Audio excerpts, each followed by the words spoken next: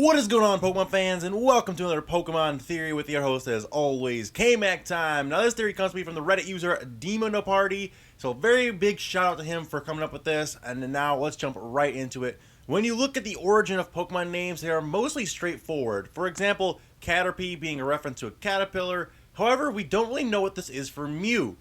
It's often said that Mew refers to the sound a cat makes, since Mew looks kind of like a cat. I think this explanation is too simple, and I propose that it's actually a reference to math and statistics. In statistics, the population mean, or average, is given by the Greek symbol Mu, which is pronounced very similar to Mew. The definition of average is a sum of all values in a population divided by the number of values in that population. This means that when you include all possible values, the average will be the number that shows the central tendency. Now, we know that Mew is said to contain the DNA of all other Pokemon in its body. It could be possible that Mew actually represents the average Pokemon from which all other Pokemon are derived. Just like how Mu contains all possible values, Mew contains DNA from all possible Pokemon.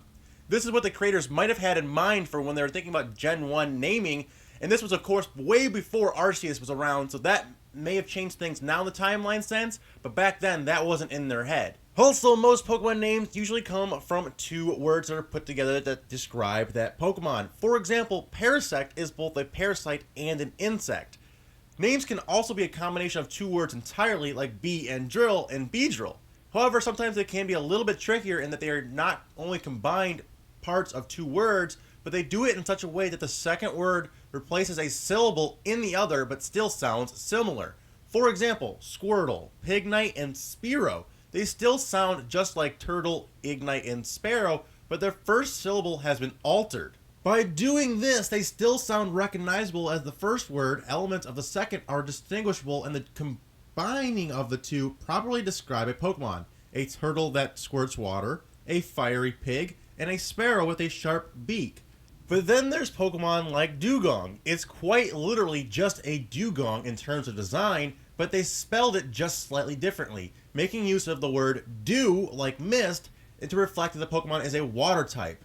I believe that Mew follows this same design principle. Its name comes from the symbol Mu for the reasons that I've outlined before, but the Mew simultaneously reflects the fact that it looks like a cat. So it's got the altered DNA of all Pokemon. It's got the average DNA of all Pokemon. That's where you get the Mu, but it looks like a cat, so it looks like it could say meow. Put those together, and we have, bam, Mew. Now, the funny thing about this is, you take the average squared, you get Mewtwo. And that's awesome thing to think about as well.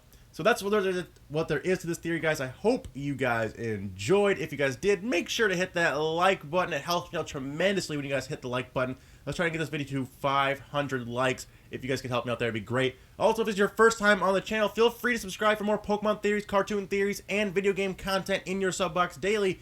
But until next time, guys, remember, it's always K-Mac time somewhere. So take it easy, and peace out.